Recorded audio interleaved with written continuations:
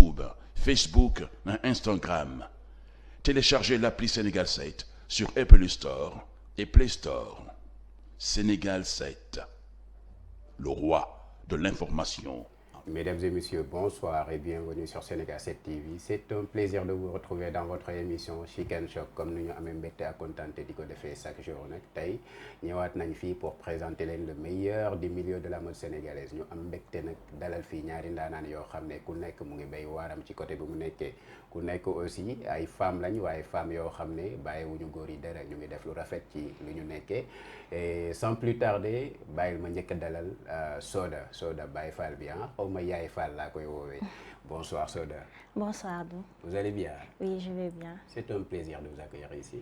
Le plaisir partagé. ñu bàyyi la rek nga nuyonteeg avec les téléspectateurs ou les internautes de Sénégal 7. D'accord, salaamaaleykum maa leen di nuyu yéen ñëpp ku ci nekk sa tur ak sa sant di nuyu ni ñuy seetaan fépp. Man la Adja Soda Seye ñu naan ma Soda Style. Yaay Fall bu la neexee. taalibe Sëñ Abdou Karim. li yëngu ci mode bi. taalibe bi ak mode loolu beneen affaire la de. waaw beneen affaire la. mais Serigne Abdou Karim boobu nga wax war nga ma ko yóbbu de yaakaar. waaw loolu ci yow lay des.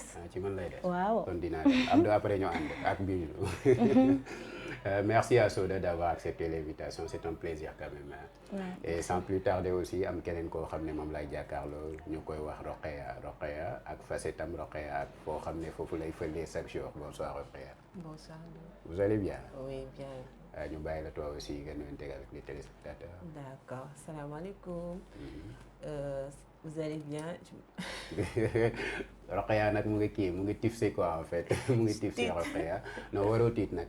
Soit zen quoi et des trucs comme ça. D'accord. Ok, allez, top, c'est parti. Je vais aller gagner avec tes gars. D'accord, merci beaucoup. Bonsoir tout le monde. Bonsoir. Je me présente, moi c'est Rokhaya Kane, je suis styliste, modéliste et je suis... accessoirise en même temps. Oui, accessoirise en même temps, je fais des accessoires. Machallah. Merci Rokhaya. Bul tiit nag bul ragal caméra yi d'accord Rokhaya. Voilà tiit Rokhaya bul tiit et merci quand même d'avoir accepté l'invitation. Le plaisir est partagé. Machallah et ñu dugg ci vif du sujet bi parce que gis nañ ne au Sénégal actuellement bari nañ ay sis yoo xam ne jaar nañ école. Def nañ seen formation am seen diplôme tege à côté mais malheureusement la plupart d'entre eux duñu réussir ci milieu bi duñu réussir ci marché stylisme bi parce que gars yi ñoo ñëw teg leen bëgg quoi en fait. Rokhaya en premier instant mën nga ñu wax kan mooy Rokhaya avant ñuy dugg ci kii. Soda je voulais dire autant pour moi. D'accord. Man la Soda. Comme ni ma ko waxee ci début bi rek Adja Soda. ñu naan ma Yaay Fall ñu naan ma Soda Style. waaw man benn jeune laa rek bu bëgg mode depuis sama xale. D'accord. waaw ma judd aussi fekk sama famille yëpp di def mode kër ga yëpp nekk ay atelier ma bëgg ko loolu. yow da nga jaar ci école de formation ou pas? Si jaar naa ci école mais yàgguma fa. yàgguma fa oui. D'accord. yàgguma fa après ci laa nekk ci atelier bi suñu kër. sama grand frère. ñoom ñëpp ñu jàppale ma. wan ma yoon bi ba léegi ça va alhamdulilah. kon yow. Styliste lañ la war a woowee wala je comprends pas. boo ci wax rek styliste modéliste couturière. da ngay def lépp en même temps. waaye je fais tout en même temps.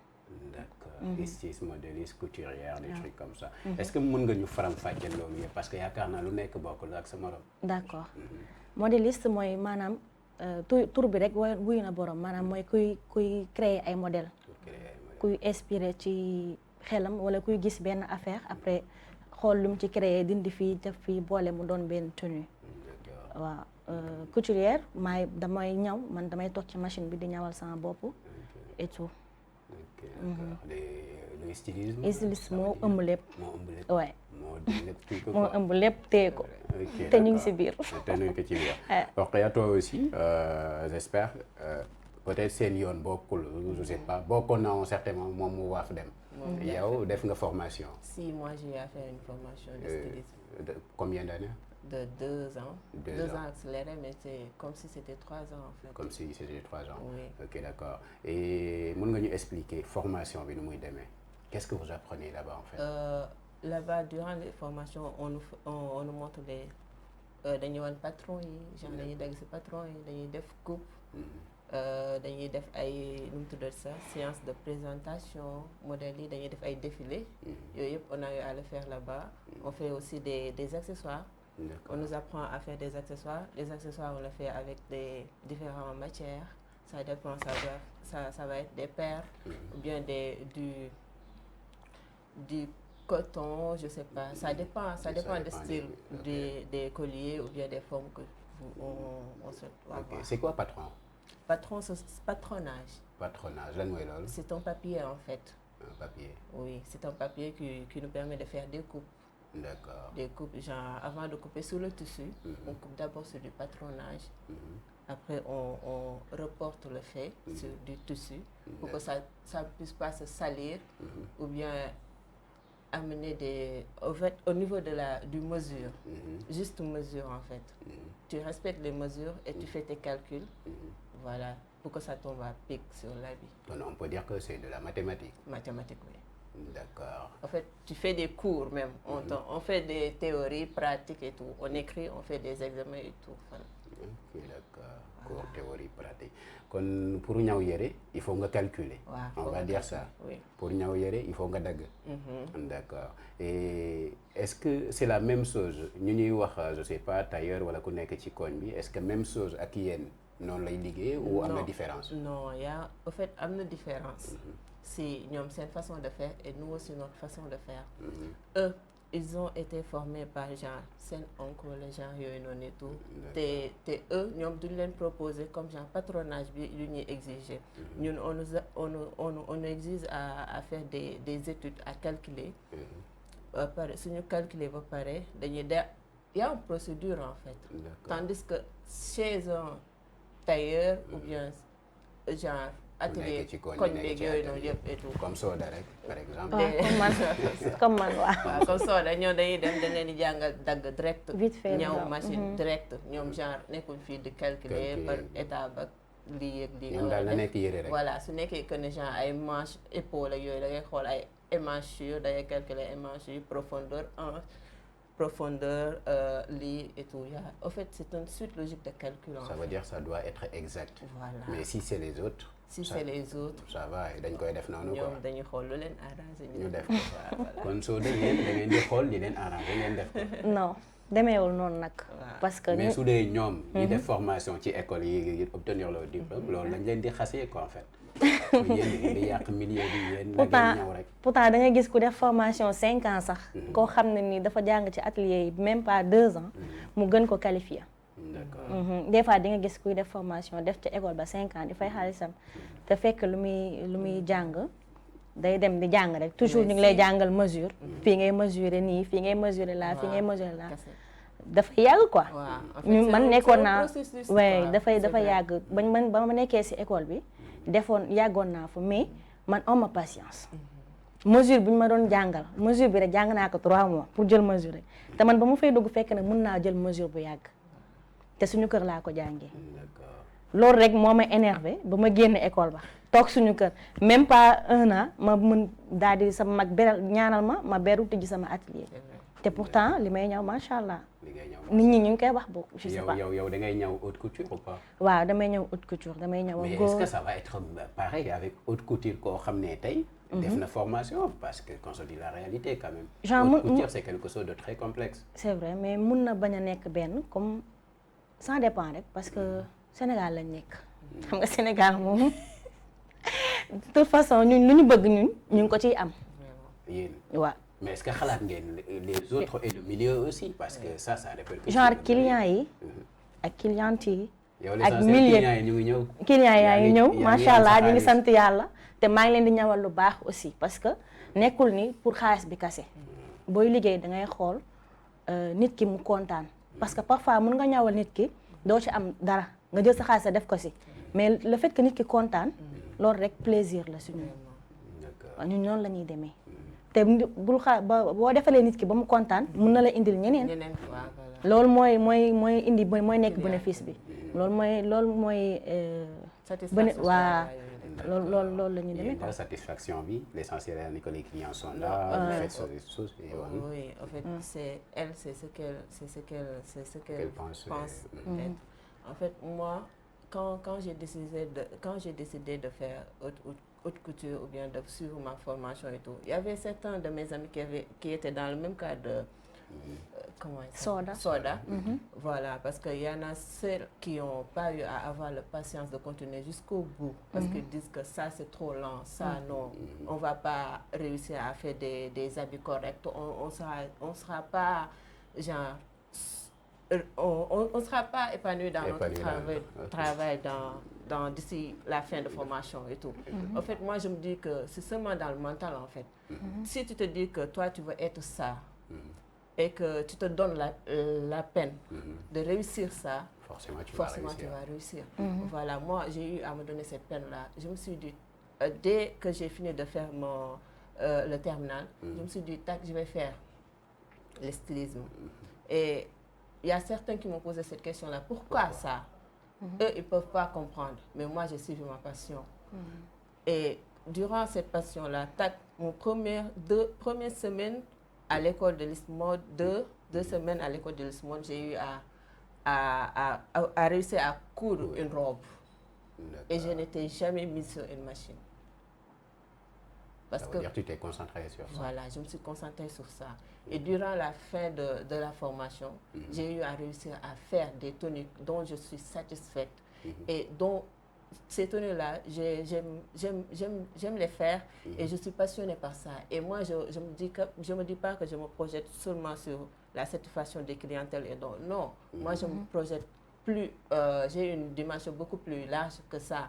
Et je me dis que ici, les Sénégalais, leur façon de faire, c'est comme ça, quoi. On fait les choses, ça va. Quoi. Mais quand tu sors à l'international, tu as besoin de cette pratique-là dont on t'a appris quand tu étais durant l'école de formation là. Parce qu'il y a pas mal de gens qui adoptent ces genres de façons de faire, ces manières de construire les habits ou bien parce qu'il y a beaucoup de procédures et il y a beaucoup d'étapes qu'on peut faire dans cette période-là. D'accord. Comme ni mu ko waxee moom Rokhaya, ça veut dire que nit ki looy mënta def rek xalaatal ne peut-être suba mën nga génn. Boo génnee aussi su dee yow ni ngay fonctionner ici noonu nga bëgg a fonctionner à l'international, ça va pas être pareil. Parce qu'à l'international aussi ça joue peut-être les formations, nga def ko am sa diplôme et autres.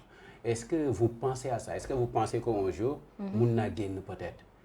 Pour pouvoir, pourquoi pas ne pas concurrencer les grosses marques? Si, loolu ñu ngi koy xalaat bu baax. Yéen koy xalaat bu baax lan da ngay laaj. Loolu ñu ngi koy xalaat bu baax. waaw ba pare boo déggee maanaam ñu ne fii Sénégal la ñaw bi dañ koy comme ni ma wax sànq ça veut pas dire que ñun dañuy def lu ñu neex rek. Parce que nekk lu ñu neex mooy neex ñëpp. du noonu. non. D'accord. Yow bi nga paree sa kii actuellement tu as dit tout à l'heure que da ngaa beru. Beru nga am peut-être sa atelier ou am sa boutique, je sais pas comment. Parce que j'espère que tu étais à Grand Dakar si je me trompe pas. Oui, j'étais à Grand Dakar. Est-ce que c'est facile aussi en tant que femme de dire que d'accord dinaa def lii dinaa beru quoi dinaa ubbi sama bopp boutique. Est-ce que c'est facile? Non, c'est pas facile nag. Mais gëm-gëm ak fit ak gëm fi nga bëgg a egg moo lay tax a egg fa nga bëgg a egg. Mais en tant que jeune fille est-ce que loolu du dugg aussi nga am t'as jamais eu des propositions indécentes yoo xam ne peut-être quand tu disais que tu veux ouvrir ta boutique? Non parce que yàlla dimbali na ma dew ma ci jàmbur pour wax ko dama bëgg a ubbi boutique. genre ni ma commencé mooy dama doon commencé di def petit commerce ba am sama astuut sama yaay jàppale ma ubbil ma place ci këram Grand Dakar mooy fi ma nekkoon sama papa jëndal ma machine déjà teg nañ ma loxo ci laa continuer di dem petit à petit ba am beneen machine petit à petit ba charger boutique bi parce que yem ma si ñaw kase damay jaayaale ay tissus yi des sacs yi daal yi accessoires yi comme yi ñu wax nii loolu yëpp dama ko defaale ci boutique bi en même temps tooguma aussi di xaar lépp fekk si ma des fois damay génn voyager dem lu mel ni Dubaï indi ay jàllaabe parce que yemuma si ay tenues yaay faal kase waaw damay moderniser daal damay ñaw góor yi di ko def costume africain yi damay ñaw jigéen yi ñëw xale yi taille basse et tout je fais tout. ok yow da ngay dem ba Dubaï. Ouais. C'est jusqu'à présent c'est maman qui t'appuie ou bien am na ñeneen ñoo xam ne ñoo lay appuyer pour voyager à l'international faire des trucs parce que xam nañ milieu commerce. ñoo mel. Il n'y a pas d'autres personnes qui t'appuient. Non. Tout ça à c'est part ça nag waaw depuis 2009 maa ngi ci. depuis 2009. maa ngi doonoon lu ndaw ñu ne ma da nga am fit. maa ngi doonoon xale bu ndaw genre 19 ans 18 ans. Ouais. Maman dimbali ma et papa jëndal ma benn machine après ñu seetaan ma xool ndax am naa jom ak fit bi te loolu jàppale na ma tey parce que moo tax ma am jom bi am fit bi am vision bu mag. li tax ma koy poser question boobu parce qu'on voit ici au Sénégal ou même partout jeune fille su commencé di kii quoi en fait di teg ay projets la plupart da ngay dem peut-être wax ak ay nit pour ñu jàppale la tu vois est-ce que ça aussi parce qu'on voit est-ce que du am ay propositions indécentes yoo xam ne si tu fais ça je fais ceci il faut nga def lii pour moom la jox lii yow ci sa bopp est-ce que tu l'as pas rencontré non pas du tout moi sur ce côté-là j'ai pas du tout de problème ou bien ces genres de propositions là on me l'a jamais du tout fait parce que du ma dem si jàmbur je vais voir soit mes sœurs ou bien mon père soit c'est mes sœurs ou bien c'est mon père voilà y'a que ça. yéen da ngeen a def nii da ngeen di daw affaire bi de. non mais c'est vrai en fait ñoom ñoo ñu soutenir. non loolu personne n'en disconvient pas. Voilà. Que papa est là les frères sont là. Maman est là aussi personne n'en disconvient pas. Mais le milieu de la mode on connaît comment ça fonctionne la plupart. Si loolu day am des fois mais loolu ci li muy am mooy ci défilé yi. waaw si loolu mus na ma dal. mais ci défilé la ma daloon. Par exemple tu peux nous expliquer un peu. waaw ci défilé la. genre dama bokkoon ci défilé bi. du ma wax défilé bi xaw na mag tamit parce que si plaza lañ ko defee woon. benn artiste moo ko organisé woon. léegi bi mu ko defee ci jour bi ñuy dugg ñun styliste yi ñuy bind suñu tur yi ak numéro yi. waa ji foofu la jëlee sama numéro. dama jékki-jékki rek mu woo ma. ne ma man la diw. ma ne ko tu es kii diw mooy kan.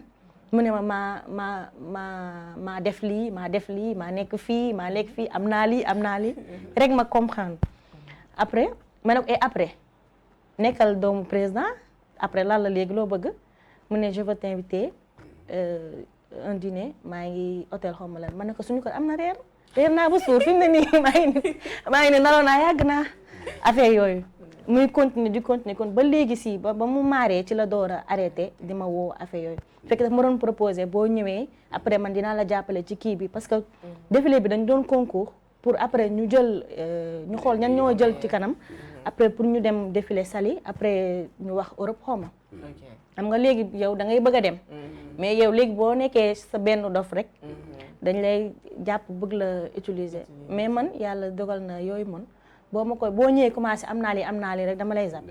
Ouais. D'accord, ça veut dire que cette personne daf la doon. waaw daf ma doon proposé. Ok parce que xam nga ni góor gu la invité hôtel xam nga ni kooku narul jàmm. Proposé d'accord hôtel pour passer du bon temps peut-être on va dire comme ça. Je sais pas. pour que yow mu teg la ci ay ak sa. doo comprendre. défilé boobu ban genre défilé la par exemple nga jox ñoom clin d'œil ci défilé bi. défilé de mode la. waaw genre ñu styliste yi bari la woon ban la quoi en fait. non jarul wax parce que dangay xam. non jar na parce que aujourd'hui aussi am na ay jeunes filles yoo xam ne peut-être seen rakk lañ. ñu ngi doog a dugg ci milieu bi ñu ngi doog a dugg pour nekk ay. est-ce que tey aujourd'hui si tu le dis que fais très attention sur ça défilé tel amoon na koo xam ne mooy loolu est-ce que moom du bàyyi ci xel mu ko moytu. non du ma wax défilé bi exactement parce que ba léegi maa ngi ci milieu boobu. te non waxuñu ne nekkoo ci milieu boobu. genre mais la gaañ bi quoi. non du ma ko wax. comme ça veut dire gaañ bi mu ngi koy def ak ñeneen. je sais pas en tout cas wax naa ko nañu maytu. def na ak parce que défilé yëpp ñoo yem. défilé yëpp ñi ci nekk ñëpp genre nekkul ñëpp bonuñu nag am na ñu baax. mais t'as dit que ñoom ñëpp a yem ça veut dire ñoom. défilé yi laa wax. j'ai bien dit ma ne la défilé la plupart boobu. ñoom ci ñooñu noonu di. non organiser ay défilé. j'ai pas cité de nom waxuma tur. dañuy woo xale yi quoi di leen kii. waxuma tur mais daal xale jigéen ñi nañ def très attention parce que ku am jëkkër ak ku amul jëkkër lañ yamale góor ñi la plupart. boobu xaaj bi yëpp yaa ma gën a xam mooy loolu. kon ak fi jamono toll nii. fi jamono toll nii.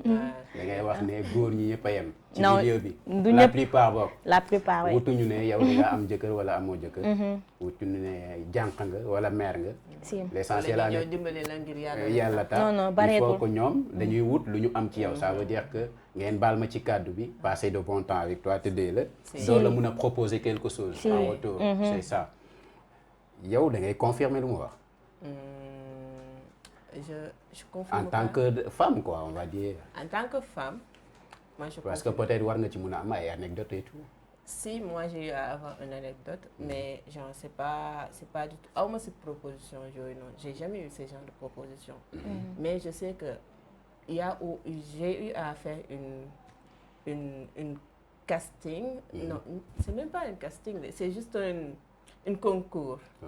C'est un concours que bu am fait nañ ko defee woon sax Sine Saloum. D'accord. On a eu à été avec mes amis et tout, mais on a eu à passer du bon temps. On n'a pas du tout à avoir ce genre de proposition. Et aussi, j'ai pas vu ça. T'as pas vu, t'as pas entendu J'ai aussi. pas vu, j'ai pas entendu. Mais de temps en temps, da ngay dégg gars yi di ko wax. Si, ces genres de rumeurs, c'est vrai. C'est vrai. J'ai eu à entendre ça par certains des mannequins ou bien certains des gens yoo xam ne que ni ils évoluent dans ce milieu-là. yoo xam ne que ni dañuy am problème bi yoo xam ne que ni surtout les filles yoo xam ne que ni genre amuñu moyen. amuñu moyen pour dund leur passion ou bien leur rêve. loolu c'est dañuy faral di am problème yu. proposition réalité la waaw c'est une réalité qui existe vraiment et qui est dans ce milieu-là. nit man je pense que ni nit si dimbali nit wala nit si xool nit xale boo xam ne que ni genre mi ngi si yoon. da nga ko war a jël nga teg ko sa wet. nga jàppale ko ak moom. di ko tette di ko wan yoon. dans le droit chemin. dans le bon sens. jàngal ko lu baax parce que da ngay xam ne que ni kii su tekkee. dina jëriñ boppam. jëriñ njaboot gu mu nar a jur ëllëg. ba pare dina jëriñ réew bu mu nekk. man loolu laa xalaat. mais est-ce que vous pensez que nit ñi ñoom noonu la ñuy xalaatee. non les gars yi ñuy def proposition. ñoom de lu leen neex rek la ñuy xalaat xam nga ko. lu ñu neex ñoom. ñoom. D'accord ñoom ñu mel noonu boobu. ça veut dire organisateurs yi. la plupart des organisateurs d'événements. dañuy wax ne da ngeen di proposer des filles des stylistes des mannequins filles. des propositions indécentes pour que ñoom ñu mun a participer seen défilé pour que ñoom ngeen leen di inviter ay hôtel et tout. loolu qu'est-ce que ça te fait boo koy dégg en fait. wala boo koy parce que yow dund nga ko quoi. si ce jour-là qu'est-ce que tu as ressenti.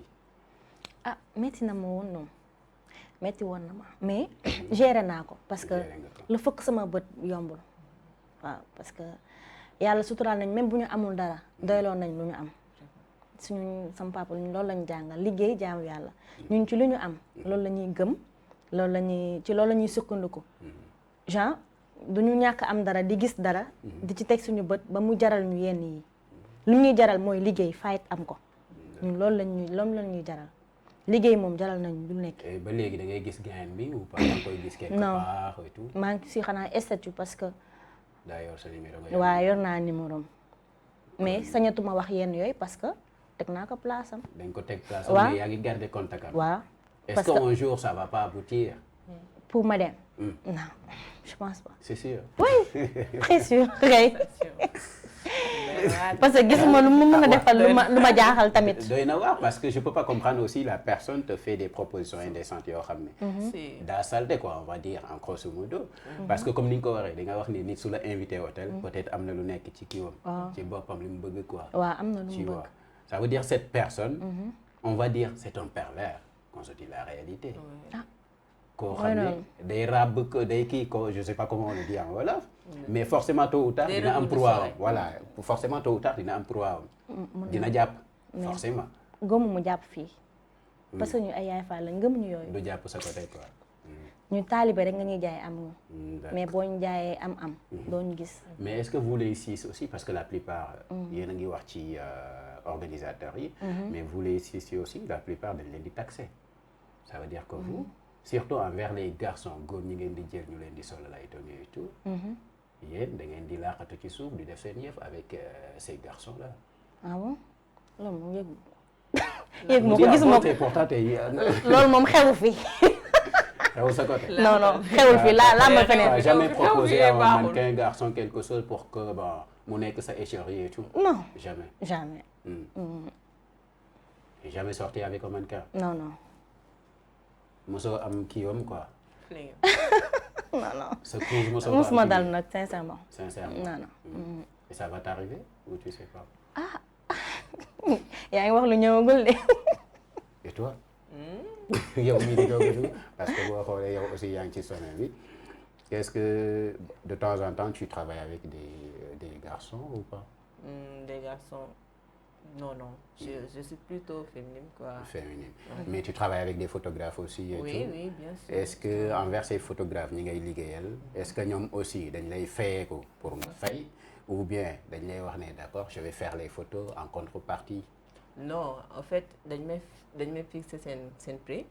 après man dama leen koy fay. genre dañuy liggéey shooting su jotee ñu daal def suñ shooting suñ paree. carte sur table tu donnes mes photos je te donne ton argent. Point final il y a rien d'autre. non pareillement de ton côté. pareil ouais. D'accord ñu ñëwaat ci milieu bi. parce que gis nañ ne ici au Sénégal aussi la plupart des si ñu ngi def lu rafet. lu nice. mais gisuñu yéen ngeen mën a concurrencer presque les marques internationales. te pourtant ñooñu comme yéen lañ. mais ñooñu sa suñu jëlee mbuus sa ñaw ko. forcément buñ ko tegee gars yi jar na ne ñu jël million ñëw jënd. dëgg la. pourquoi pas vous aussi ici au Sénégal ngeen mën a teg loo xam ne aujourd'hui bon duñu ñeeñee quoi en fait. ok loolu est-ce que du ci Sénégalais yi. parce que dañoo complexé. Sénégalais yi dañoo complexé. genre tey boo demoon Europe nga yow jëlal avion rek génn Sénégal boo fa jëndee mbuus sax boo ñëwee jaay nekk ne Séné fee Europe nga ko jëndee dañ koy jënd. parce que dañoo complexé ñenn nit ñi bokk ñi ma ko sañ a wax. waaw parce que am na ñoo xam ne ñoom pour ñoom lu jógeewul Sénégal rek baaxul. ci ñenn nit ñi quoi. D'accord. mais am na ñoo xam ne li ñu defaree fii ñawee ko fii. mais est-ce que vous en personne essayé ngeen bon peut-être ñeneen ñi gëmuñ leen. mais est-ce que gëm ngeen seen bopp. bu baax envers li ngeen di liggéey. bien sûr. gëm suñu bopp moo ñu indi fii moo tax ñu egg fii gëm suñu bopp moo tax. moo ñu indi parce fii que je peux pas comprendre vous dites que non sénégalais yi ñoo def lii te yéen tegoo leen loo xam ne aujourd'hui sénégalais yi dinañ wax ne ah d'accord ñun gëmuñu woon suñu bopp mais dinañ gëm suñu bopp. mais sénégalais ñoom da ngay jël sa am nañu la plupart d'entre eux ñoom soo leen solee su nekkee ay vax gii nii sax naan non yow tu aimes trop la culture africaine. Si. genre yooyu noonu faut lu tax doo mixé jël yeneen tissu yeneen qualité tissu nga jël mélange ko ñoom pour ñu sol genre pagne tissu wax. non c'est impossible pour. yow dañ leen di xas quoi. non man du ma leen xas parce que chacun est libre. de faire son choix en fait. ni ku nekk at lu lay sentir ni ku nekk at lu lay daaneel. man je mun nga jël vax. comme genre pagne nga jël ko soo jëlee vax bi. tu peux le coudre avec un autre style. genre américain lii nu mu tudd sax style européen yeeg genre yooyu noonu et tout. et tu portes ça t'es bien t'es zen t'es magnifique. mais toi t'as fait du mélange non. ouais ci kaw c'est. ça c'est du crêpe. crêpe. oui loolu. crêpe bu ñuy lekk wala c'est pas pareil. non c'est pas crêpe chocolat non ni autre crêpe qu'on soit. et ça c'est du wax ou je sais pas c'est quoi. oui ça c'est du wax. quel genre parce que wax yaakaar naa am na ay wax genre. couture style Bogolan. Bogolan. Bogolan c'est quelle culture. Bogolan c'est du Guinée ça vient du Guinée. Du Guinée. Bissau ou Conakry. Bissau. T'es pas sûr. Non, je suis pas, mais ça vient du Guinée. C'est comme Guinée. c'est Libye et autres. D'accord, c'est ça. Et ça vient du Guinée. Yéen lan mooy tailleur en fait. tailleur Tailleur ouais. tailleur kuy ñaw man loolu laa xam tailleur damay dagg ñaw. loolu mooy tailleur. ah ci li ma xam. Tailleur. C'est quoi tailleur. C'est quelqu'un qui se met sur la machine et qui coud. Qui coud. Oui. C'est ça tailleur. Et sans trop faire de réflexe ou bien il se limite sur quelque chose de peu quoi, je sais pas moi. Ça vient d'où ce mot tailleur. Tailleur parce que tailleur il y a des habits aussi qu'on appelle tailleur. Il y a des styles de vêtements où on appelle ça tailleur. Ça veut dire que yéen yow def nga formation t'as dit. Oui. Et tu peux pas expliquer carrément tailleur. Parce Non, c'est pareillement tu peux pas expliquer carrément. Parce qu'on nous a pas formés dans ça. Mais si on te forme pas dans ça, t'es ça c'est vrai. styliste. Moi je suis styliste et je suis appelée à connaître ce métier-là. Exactement. Voilà, et à me ressourcer sur ça. Pourquoi tu l'as pas fait alors? Au fait, ce côté-là, je l'ai un peu nuancé, c'est Pourquoi ça? tu l'as nuancé? Je sais pas, moi. Les gens qui font les costumes, les traits du corps, on les appelle comment ici? Tailleur. Tu peux appeler ces gens-là tailleur. ñaw ndoket nga koy wax a tailleur. waaw ñaawkat bi rek. Ça sont les stylistes. tailleur rek. Ça sont les stylistes, ceux qui ont de hautes coutures. C'est ça. Oui, c'est ça. Si c'est à l'international. Près du corps. Gis nga su nekkee à l'international par exemple ñi ñaw costume yi près du corps yi des trucs comme ça ñooñu la ñuy wax les tailleurs. Mais ici au Sénégal ñëpp la ñuy wax tailleur. waaw ñun kay. même styliste yi ku def formation ba kii da ngay gis feetu tabaski korité di truc maa ngi dem ci tailleur. Ouais. Ça veut dire on fait pas la différence. Non, ici. Mais pourtant on doit faire la différence des choses. boo leen bëggee yéen professionnel ci li ngeen di def. boo leen bëggee yéen ñeneen ñi respecter leen sur ça. il faut que yéen aussi ngeen xam le milieu c'est quoi et quoi. Si, que branche bii lii la branche ba leen leen. waaye comme li nga wax sànq mooy ñëwaat de yéen daal na ngeen ñëw rek. ñun Sénégal ngeen jaay rek. Sénégal lañ nekk yaa ma gën a xam. Mais on doit laisser ça au Sénégal lañ ne mais les Sénégalais sont des personnes quand même. Oui, mais bien Si. sûr. Moi, je suis sénégalaise. genre nuñ koy wax nuñ koy wax yow tamit Sénégalais quoi.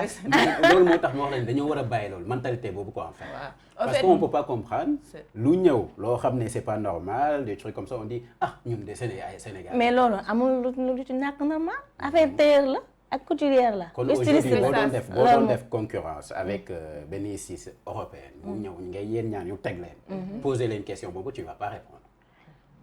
Et pourtant on dit que tailleur yow mooy styliste kuy ñaw. ñawkat bi. Moi, j'ai eu à te donner la réponse. Parce que tu as dit, si c'est style européen, là-bas, ce qui coule, les costumes, foofu lañ jëlee mot bi ñun. tailleur. Moi, tout à l'heure, j'ai eu à te dire que il y a des habits qu'on appelle tailleur. Donc ça, ce sont des habits que c'est bien cousu quoi, par des tailleurs.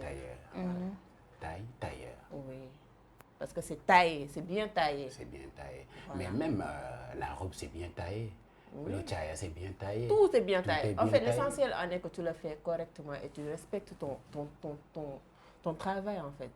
Tu le donnes de l'engouement.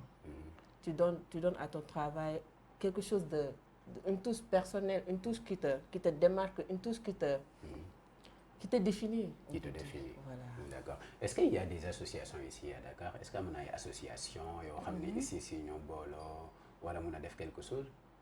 si yaa na. T'en fais partie? Bokk nga si wala? waaye bokk naa ci benn mais bu ma doon la expliquer léegi rek. ñoom lu ñu fi organiser la def leen di propulser. défilé boobu daal lañ fi jot a organiser. Benn après depuis lors nag connecté waatuma si kii bi bu baax. Si ñoom. waaw depuis lors moom maa ngi ci sama nu mu rukk ko. tudd association bi. fi mu si waaw xamatuma ko. loolu nag mënul ne. mënoo bokk ci association yow. ba waaye dem ci défilé te mënoo xam association bi. non bëgguma wax association da ngay tam. bañ a wax association waaw bi nit ñi xam. merci la ki la doon ak fu ma commencé et tout waaw. les propositions indécentes loolu ngay bañ. waaw xam ko. mais yow ça veut dire que yaa ngi làq koo xam ne bon il n'est pas normal. làkk ma ko mais ñi nga xam ne non ñi nga xam ne ñi ngi si milieu bi. ñoom bu ñu déggee li may wax dinañ def attention. man maa ngi si loolu moo milieu bi loolu moo maa ci ngi si ëpp. milieu bi kii mu ngi si milieu bi te ñun mënuñu xam loolu. mais am ñuy nañu def ay rakk yoo xam ne ñu ngi ci milieu Mais bi. jox nañu benn idée. Dégg nga idée mais c'est quoi message. il y a beaucoup d'associations. Il y a beaucoup d'associations. Mais- Tu peux pas savoir c'est telle ou telle chose. en tout cas mënuma wax tur bi. Munoo wax turu du s'il association. te plaît bu ma dugal bu ma dugal. Non, non, pourtant, c'est pas Dougal en fait. Parce qu'aujourd'hui, qui est Andalni, par exemple, la fille là, t'as beaucoup waxul ne tel, moytul tel, parce que ni ak ni, mom do xam. mais nee naa ko moytu rek am na yenn wax yoo xam ne bu ko nit commencé di la ko wax war nga jëli Moytul. war nga moytu. C'est vaste. D'accord. À cet instant, le milieu est très fragile. ñoom ñëpp xam nañ ko. li ci nekk ci biir xam nañ ko. lu ñuy gis xam nañ ko. waaye ñun lu ñu mënta gis il faut que ñu duut ko baaraam wax ne telle ou telle chose. T'as pas dit yow waxoo ne association boobu moo mel nii non non. Une seule personne moo la def loolu mais nous on veut seulement savoir cette association bi nga bokk kii su bokkee ci association bi nañu wax ne ah man di ci association bi la. waaw moom na wax bi mu bokk man waxuma. D'accord. nañ def investigation ci yow. yow toi aussi t'en fais partie d'une association. Moi je fais partie d'une association, mais ça vient tout juste de commencer, hein. Juste sous l'ancien défilé de l'école dont je suis sortie, l'ISMOD. Voilà, c'est l'association, ça s'appelle les anciens diplômés de l'ISMOD. Ah, d'accord. Voilà, c'est juste ça, je suis dans ça. Vous êtes dans ça. Mais chaque jour, vous créez des associations. Association. te du mujjee fenn. Au Sénégal benn défilé moom moo fi am bu mag. bu ñuy wax défilé quoi bu ñu ko waxee rek gars yi wax ne aw Sénégal am na tel. mooy Adama Pare. à part ça rien yow góorgóorlu woo pour organiser loo xam ne dinañ la topp. pourtant am na benn boo xam ne ñu ngi koy waajal aussi. Grand Dakar Fashion Week. oui Grand Dakar Fashion Week. j'ai vu l'affiche. waaw mais ñu ngi koy préparer aussi. pour l'instant on va dire 3 points de suspension parce que xamuñu fu muy mujjee wala. engouement bu muy am. ñu ngi si daal. on va se déplacer dimanche casting ba xool nu muy demee aussi. Ouais, parce qu'on suit les gars de très près. voilà yow mii yaa ngi ci stylisme bi. il y a beaucoup de garçons ci biir. te malheureusement la plupart des garçons yu nekk ci côté boobu. dañ leen di jiin ñeneen mooy ñaari puces ya quoi en fait. est-ce que tu as pu côtoyer ces gens-là ou pas. ñan si. non parce que milieu stylisme quoi en fait. mooy tailleur yi des trucs même la plupart boo leen xoolee sa garçon yi nekk ci biir la c'est une façon de parler day xaw a efféminé ba mu ëpp. est-ce que loolu aussi ça va pas coller le milieu. man ci jigéen ñi de laa mën a wax parce que duma góor jigéen la. yow doo liggéey ak góor ñi. tu travailles avec les garçons. xanaa ñawal wala mannequin yi. à part mannequin yi wala ñuy photo non instant bi ama ko may ñawal à part ki may daaminaal te. nekkul bokk ñu fu ñu nekk. d'accord. te défilé yi ngay dem aussi participer doo tase foofu yeneen istis yoo xam ne boo leen gisee ngay wax ne kii de moom mooy. bari na moom. waaye bari na si moom mais xaw ma. genre du ma duggante genre doo ñëw rek. commencé duggante nit ki bëgg a xam lu muy def bëgg a xam nu mu nekk. mais boo ko xoolee di nga wax ne. parce que non parce que mënoo gis nit rek nga ne lii la. non mais leur façon de faire. parce qu'on comprend le milieu. genre góor mën na jigéen a fekk ni nekkul loolu nga xalaat. parce que des fois ci yeneen bi lay nekk wala mu nekk milieu bi tàmm parce que stylisme lu ci bari ci ay jigéen ngay fréquenter. parce que jigéen ñi ñu ci bari ñooy ñawlu góor ñi ñu bari duñu ñawlu sa genre. c'est pas qui c'est pas comme sa genre gi xam nga yéen yu ñuy importer da ngeen di sol ay Lacoste ay jean. non ñun ay yére africaine. di ngeen ko sol. bariwul tabaski ba tabaski wala korité wala ay événement rek. ngeen ko sol non nangu rek. non ñun ñëpp ñu sax. du nangu rek ay carax mooy suñu yëf quoi. yii nangu rek. moo la lu ci bari jigéen ñi la ñuy fréquenter loolu moo tax ñuy xaw a. mais c'est pas une raison quand même à qu'on se dise la réalité parce que loolu boo leen koy wax rek. yéen a ngi dooleel booy yi quoi. ça veut dire que day mel ni. dañ lay wax ne d'accord booy fréquenter jigéen ñi nag. nii nga war a mel. non c'est pas normal waroo mel noonu moom. alors kon bàyyi leen loolu. en fait man je ne dis pas que ne ay. da ngay gis ñoo xam ne que dañuy góor jigéen wala genre asafula genre dañuy am style féminin de trop si góor. la plupart d'entre eux bien vrai que ne lu ñuy fréquenter jigéen ak le fait qu'ils soient proches des filles ak yooyu moo tax ñii di nu mu tuddati sax ñi xaw a féminin ak yooyu noonu mais man dama gis ni la plupart du temps mooy ñoom dañuy bëgg seen bopp. bëgg seen bopp de trop être tamit à l'écoute des stylistes wala à l'écoute d'une fille genre yooyu noonu yëpp nit yi xam nga être amitié tamit na nekk góor bëri ay xarit yi jigéen ak yooyu noonu yëpp bien vrai que ni fii xam nga Sénégal lañ nekk dañoo bëgg comme genre góor soo ñëwee ñu naan nuyi que tu sois dur ou bien quelque chose de genre alors que tu vois quelqu'un koo xam ne que ni c'est un mannequin moom mu ñëw ça veut dire su ma la déggee tey waaw yeneen góor yi melul noonu bëgguñu seen bopp. non ñoom bëgg nañ seen bopp non wax ma loolu non j'ai pas dit ça dans ce sens attends non attends da ngaa wax ne la plupart ci ñooñu ñi ñuy taxé loolu quoi. la plupart dañuy bëgg seen bopp quoi par exemple. bëgg chichi ça dugg na fii defaru et tout. ça veut dire ñeneen ñi. bëgg nañ seen bopp.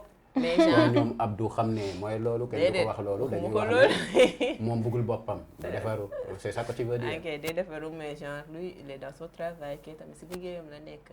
kon ku féminin ci liggéeyam la ne. non c'est pas j'ai pas du tout. t'as pas répondu à la question. taawal lan nga wax. on va revenir sur ça Tu peux nous expliquer cette collection, lan ak lan nga boole et tout? Ok, cette collection, j'ai à mélanger du pagne. Tout d'abord, cette collection, je l'ai nommée Jigéen. Jigéen, oui, pour rendre hommage. T'es féministe? Oui. D'accord, continue. Voilà, féministe yi ma door. Ok. Jigéen. J'ai eu à mélanger, c'est du wax et du lin. Mais wax alors, wax daa bari façon. Wax, oui, lii la wax imprimé bogolan, noir et blanc. D'accord. Oui, j'adore travailler avec ce style de pagne là. Si tu vois bien, c'est ce genre même que j'ai eu à utiliser. Que l'autre fille a qui aussi, oui. C'est pareil. Tu l'as fait en veste près du corps? Oui, veste près du corps. Tradi moderne? Oui. Ok, d'accord. yow noo gisee yow ci sa bopp? rafet na trop. macha allah. Ok, kon rafet na macha allah. Ça c'est quoi? C'est d'une doquette ou c'est pas d'une doquette? Non, ça c'est du haut taille. Ces trucs-là en taille basse. Oui, ça c'est du volant en fait. Voilà. Ça c'est un petit volant qu'on a eu à mettre là. Et une bas large pantalon. Bas large bi yaa ko kii ou bien def ko sol boole ko ak play ci kaw? Non, bas large maa ko ñaw. Yaa ko ñaw? Oui. Ok.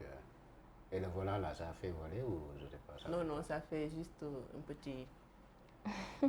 petite robe quoi. Oui. Ok, d'accord. Et sur les créations, qu'est-ce qu'on peut attendre ci yéen quoi, ci seen création yi, ci li ngeen di def pour que ñun ci suñu bopp on va dire que au Sénégal nag actuellement on évolue. Parce que am na quelques photos yu ma envoyé woon gis naa ci ay robe yu rafet, robe bu ñuul la je sais pas quoi. Malheureusement yow dinaa jël yow ak sa photographe def ci ay bind yu ngan wax sa photographe muy wàññi loolu. T'as travaillé avec quoi? ci ban ci? mooy robe bu ñuul, j'espère que c'est toi-même qui l'a. Oui, c'est moi, oui. Loolu velours la. Velours la. D'accord, ça met en valeur la femme. Ouais. Velours la ñu def ko robe bu jël forme. Ça veut dire que ku am forme moo ko war a mën a sol. Non, ku amul forme aussi mën na ko sol bu jël forme mooy bu tegu sa kaw rek daal di ñëw ba ci suuf évasé. ñu yi mënuñ ko sol. ok ñëpp a ko mën sol gisoo man ni ma woowee maa ko sol noonu. ma yem foofu. Gis naa ne aussi dans tes photos la plupart ay artistes lañ ñoom Momo Mbaye ñoom Tarba des trucs comme ça. Ouais. muy dem katu soirée rek. Momo Mbaye nekkul dem katu soirée. Tarba Mbaye laay wax. waaw Tarba Mbaye sama frère la rek. ñoo bokk dëkk Grand Dakar xam nga mu doon def grand théâtre am. Après ma ñawal ko benn tenue grand boubou mooy bu ma la yónnee noonu. Modou Mbaye aussi moom sama doom la si man je veux dire bàjjanam laa. lu ci bari daf may solal samay tenue et tout. yow doo jël ay mannequin ñu lay solal. si damay jël ay mannequin photo yu ma la yónnee am na si ñoo xam ne nii ay mannequin lañu. mannequin pro ou... non mannequin yaa am neex. pourquoi yéen doo leen jël mannequin pro yi parce que doo leen fay booy. non du loolu du question du ñàkk bañ a fay mais je sais pas. parfois non c'est pas ça parce que des fois da ngay gis mannequin ñu jéggal ma nag mais nga gis kenn koo xam ne seen kër. koo xam ne nii mooy gën a présentable xam nga ak li ngay ñaw et tout. yéen bëggoo leen def seen marketing produit quoi en fait parce que boo leen toogee yéen ci seen bopp di wax ne yow esquisse bi boo créé. forcément mannequin moo la war a mun a defal sa kii. si parfois mannequin lañ bu dee défilé la nii international marque yi ngande yi gars yi di tiital. presque mannequin bu gën a ñaaw bu gën a bizarre la ñuy jël solal ko yére boo xam ne tey buy simmeeku ñu jaay ko. C'est vrai. Pourquoi vous cherchez à dire que non ça doit être comme ça doit être comme ci. En fait non yow déjà man je suis tout à fait au début quoi. Maintenant ça fait pas. Oui, ça fait partie de notre projet. Okay. Mais on se dit que ne am na ñoo xam ne que ne genre soo yoree sa benn som nga woo leen laajte leen. naa leen di dama bëgg nga solal ma sama yére bi j'ai une collection telle on va te dire ou bien ils vont même te dire ils vont même te payer et te taxer un prix que durant tes. forcément da ngay waxtaan ak moom forcément nit ñi moom ci liggéeyam def leen taxer prix moom ça moom c'est clair et net. Bon malheureusement temps bi nag commencé na duñu xoj. Soda. Ma bàyyi la rek lay wax sa dernier mot c'était un plaisir quand même et j'espère que ça va pas être la dernière fois tu vas repasser encore et encore. nga wax ñu rek tes derniers mots avec ñi ngay nuyu tes projets à venir aussi et tout. ok sama dernier mot mooy di leen sant rek. yëkkatil baat bi rek. sama dernier mot mooy di leen sant waa Sénégal 7 TV. di leen sant ci parce que yéen a ngi jàppale jeunes stylistes yi di leen wane. et tout parce que c'est pas facile c'est pas donné à tout le monde ñun dañ leen di sant rek parce que toog rek ñu woo la ne la kaay ñu invité la wane la defal la promo et tout loolu te fayoo dara loolu c'est quelque chose à saluer quoi. ñu ngi leen sant bu baax di leen gërëm di sant sama yaay aussi. waaw di ko bisou maman. Adja Fan Mbacke aaj di ko ñaanal yàlla may ko fan bu gudd ba ànd ak wér di ñaanal sama papa nga xam ne moo fi jógee même pas 4 mois di ko ñaanal yàlla xaare ko àjjana parce que bu ñu demee ba am jom mën a genre di liggéey fonk suñu liggéey fonk suñu diine aussi di jaamu yàlla c'est grâce à moom dañ koy sant di ko ñaanal mu yàlla xaare ko àjjana bu gën a kawe. di nuyu sama mag yi sama tante yi sama jabaru mag yi ñëpp su ma limee rek damay juum moo tax. waa quels sont les projets à venir? projet yi moom bari na waaye comme li nga wax sànq rek ñu ngi xalaat ci affaire organiser ay défilé au niveau international ak Sénégal fépp pour ñu xam ñu fépp pour. waaw xamee Dubaï daal ñu xamee la ko. waaw ñu xamee ma fépp. booy demati Dubaï nga yóbbaale. d'accord man ak Abdou. waaw ñooy ànd. waaw il faut faire un bisou à Abdou suñu réalisateur. oui Abdou Abdou ñu ngi koy nuyu bu baax di kontaan si dalal bi ak lépp rafet na kontaan nañ daal. temps yi nag dañ koy waaj a wutal. non soxna. dañ koy def casting. ok. waaw dégg naa la dégg naa. Abdou yaa ngi gis alors à toi aussi c'était un plaisir de t'accueillir ici. ñu bàyyi la rek nga wax tes derniers mots. di rafetlu déjà teewaay bi. woote nu mu tuddati sax ça fait vraiment un plaisir. que déjà que du nga ñëw invité ma et tout. di am mbégte di am contacté. d'avoir été là parmi vous. d'avoir eu à partager pas mal de discussions et avoir échangé. parce que cet échange-là m'a permis d'avoir quelque chose de plus quoi. Et je tiens vraiment à remercier ma famille, que ce soit mes sœurs, mon père. Ton père, big up papa. Big up papa. Et aussi mes amis parce que c'est avec eux que j'ai eu à faire cette collection-là. Super. Voilà, et tous les autres gens qui m'encouragent et qui me boostent à m'investir et à aller de l'avant. Je suis vraiment heureuse. Merci. Merci beaucoup. Et quels sont les projets? Il y a des projets à venir? Oui, il y a des projets à venir et je vais pas même pas tarder à faire une autre collection. D'accord. ñun dañu ngi leen di xaar yéen da ngeen a waroon ñëw sax yéen ñaar sponsoriser émission bi parce que gis naa kii mu ngi dem Dubaï. yow dégg naa yaa ngi préparé dem États-Unis aussi. Oui, je vais pas tarder à ça. léegi rek. Inch'Allah. waaw gis ngeen na kii nag Soda moo fi jaar tey. dóoruma lii quoi vous voyez. tey dama caaya di.